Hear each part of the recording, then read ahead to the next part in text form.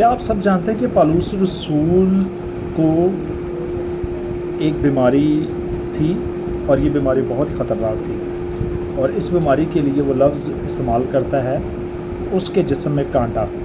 अब ये पलूस के जिस्म में कांटा क्या था, इसके बारे में आज हम सीखेंगे। पलूस रसूल अपनी मजदूरी को मेरे जिस्म में कांटा, दूसरा करंथियों उसका 12 बाब 7 आयत में कहता है कि मेरे जिस्म में कांटा है। मगर जिस यूनानी लफ्ज़ को कांटा कहकर पुकारा गया है, इसका तर्जुमा खूंटी या मोटी कील होना चाहिए। इस बीमारी की तकलीफ़ कांटे की चुभन की माने नहीं थी, बल्कि खूंटी की माने जो जिसमें इधर उधर हिलती और बल खाती हो। आइए मालूम करने की कोशिश करते हैं कि पलूस के जिस्म में ये खूंटी क्या थी।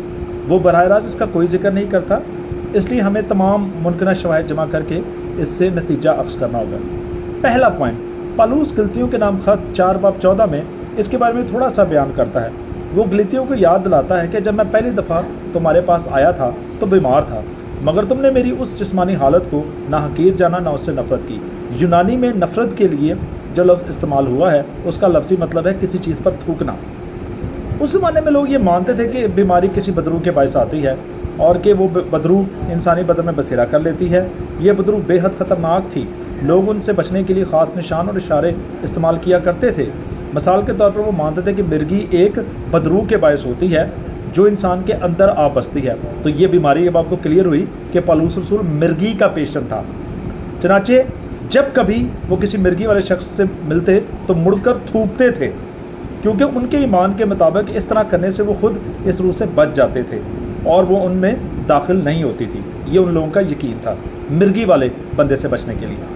बाज़ लोगों का ख्याल है कि चूँकि पलूस गलतियों से कहता है कि मुझसे मिलने पर तुमने थूका नहीं बल्कि मुझे मोहब्बत और मेहरबानी से कबूल किया, इसलिए मिर्गी का मरीज़ था। ये मुमकिन भी है क्योंकि हमें मालूम होना चाहिए कि Julius Caesar, Oliver Cromwell, Napoleon सब मिर्गी के मरीज़ थे। ऐसी मजदूरी के बावजूद भी लोग जो हैं अजीम इंसान हो सकते हैं। दूसरा पॉइंट, पलूस रसूल गलतियों से ये भी कहता है कि अगर हो सकता तो तुम अपनी आंखें निकाल कर मुझे दे देते। इन अल्फाज से ऐसा लगता है कि पलूस की आंखों में कुछ नुक्स था, शायद उसे धुंधला नज़र आता था। बल्कि गलतियों के ख़त में एक और ऐसी बात है जिससे हम ये तसव्वुर कर सकें कि ये बात दुरुस्त है। दरअसल पलूस ने सारे ख़त खुद नहीं लिखे, वो बोलता जाता था और कोई दूसरा शख्स लिखता था। आखिर में पलूस अपने हाथ से चंद सतूर लिखता था जिसमें ज़ाती सलाम होता, इसके बाद वो दस्तखत कर देता था। गलतियों 6:11 में पलूस लिखता है कि देखो मैंने कैसे बड़े बड़े हरूफ में तुमको अपने हाथ से लिखा है। इन अल्फाज से पलूस की एक अजीब तस्वीर हमारे सामने उभरती है कि वो कागज़ पर झुका हुआ है और मोटे मोटे हरफों में लफ्ज़ घसीट रहा है, क्योंकि नज़र की कमज़ोरी के बाद वो खुश ख़त नहीं लिख सकता। इसका मतलब है कि पलूस की नज़र भी कमज़ोर थी और वो मिर्गी का भी मरीज़ था।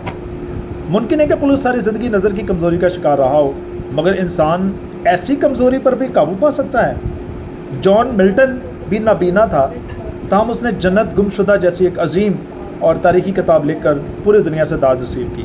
तीसरा पॉइंट, पलूस के जिस्म में खूंटी के मतलब कदीम रवायात में से एक ये है कि उसे शदीद सर दर्द के ऐसे दौरे पड़ा करते थे कि उसे अपनी सुध बुध नहीं रहती थी।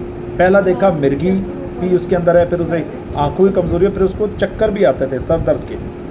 मुमकिन है कि उसका ताल्लुक उसकी आंखों से भी हो, लेकिन सबसे मुमकिन बात यही मालूम होती है कि पलूस बहुत बुरी पलूस को मलेरिया भी हो चुका था। एशिया कोचक के साहिल इलाकों में आम तौर पर यह बीमारी फैली रहती थी। इस ज़माने में लोग मलेरिया को खुदा की तरफ से लानत और सज़ा समझा करते थे, और हो सकता है कि गलतिया वाले पलूस से किसी किस्म का ताल्लुक रखने से इनकार कर देते कि उस पर खुदा की लानत है।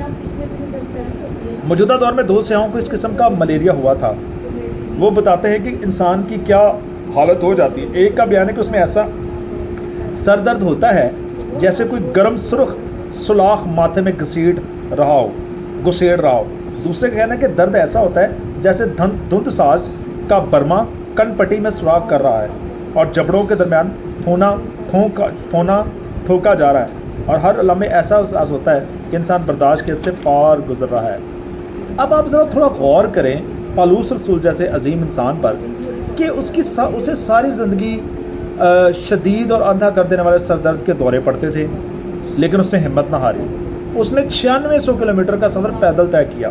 ये एक बहुत बड़ा कारनामा है, मगर इस किस्म की मजदूरी के साथ ये कारनामा सर अंजाम देना एक अजीम सूरमे का काम ही हो सकता है। واقعی وہ ایسا سپاہی تھا جسے اپنے کپتان کی خاطر ہر دکھ تکلیف کو برداشت کرنا اپنی سعادت خیال کرتا تھا۔ آمین۔